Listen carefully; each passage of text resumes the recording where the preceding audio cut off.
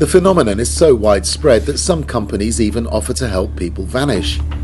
For a few €1,000s, the night movers discreetly remove a person's furniture and belongings and provide temporary accommodation at a secret location. It's all perfectly legal.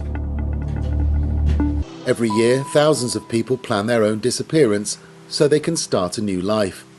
They do it for any number of reasons: problems at work or at school, debt, mental illness, domestic abuse, family disputes, or for no apparent reason. So Japan has this weird disappearance protection law. It's fascinating, it's controversial, it's exciting, particularly for Plan B people, us people, right, in this business. A lot of the woke agenda and the Western narrative is to remove all the privacy, violate your rights. In a lot of cases, privacy is a personal right. Everyone has the right to remain private if you have money, if you are wealthy. Around 90,000 people are reported missing in Japan every year. Thousands of others simply just vanish. It seems they don't want to be found. There's even a word for this phenomenon: johatsu, or evaporation. It's not about doing anything wrong, it's about having the privacy. That's a right. And a lot of this whole narrative pushes for you to post your content, post your information, post the whole timeline and your social media, the banking and all of that. This whole machinery works together, and they're failing, they're going down. 4 years ago, 21-year-old Makiko left home without telling her parents.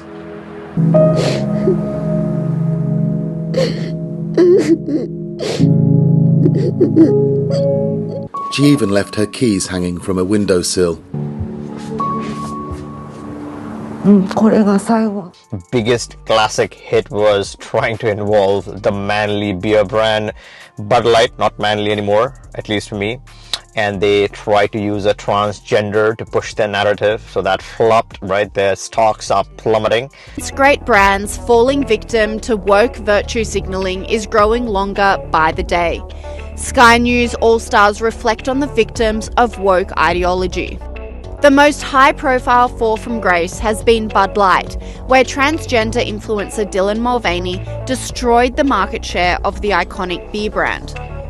Also Starbucks, Target, all these leading brands trying to be taken over by the whole woke Western agenda, trying to influence them to promote the whole the gender mafia narrative. So they're going down, right? And one of the big pushes was to remove all the privacy from us people's lives. And Japan is very interesting here. They have a law. In Japan, if the missing person is an adult who appears to have left voluntarily, and if there's no clear risk that they've committed suicide or been involved in a crime or an accident, police can refuse to investigate. It means people have a de facto right to disappear. But in France and some other countries, left behind belongings and concern over the missing person's psychological state would be enough for police to take action. We would often go to the police station, even late at night, because my wife was in mental turmoil. One day the police said to us, "Your daughter's case is not the only one we have. Do you know how many people disappear in Japan every year? It's 90,000.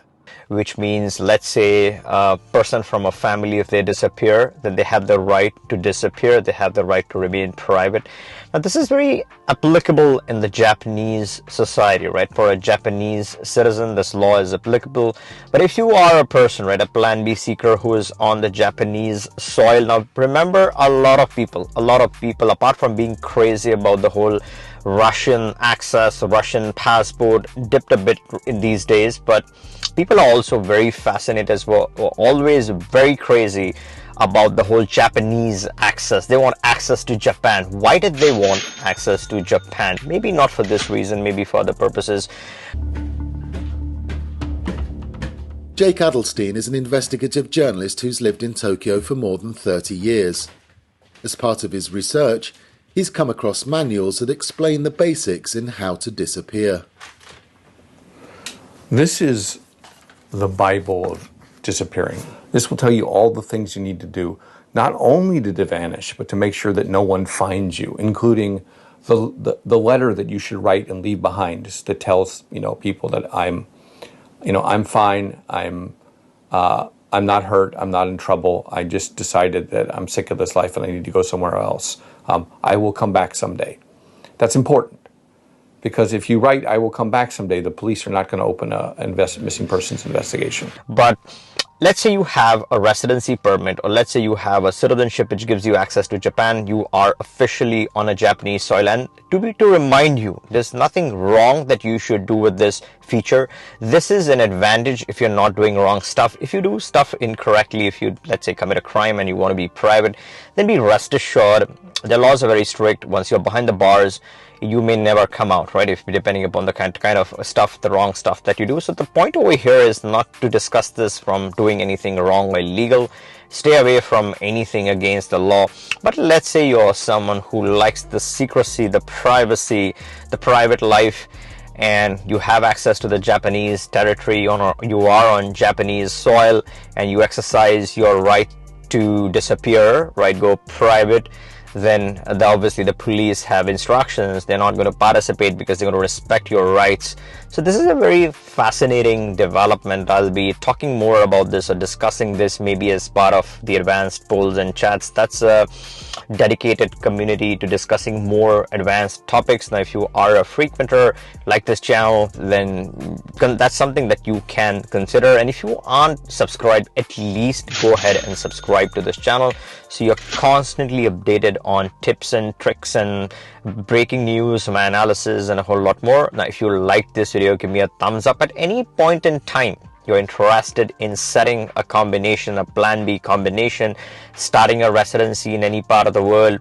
Let's say you're interested in a particular citizenship, you want to pair a residency with a citizenship to satisfy whatever's use case scenario that you have. You can always click that link in the description. We can have that discussion, have that chat, get you started with the right combinations of your choice. Now, if you like this video, give me a thumbs up, make sure you're subbed, and catch you in the next one.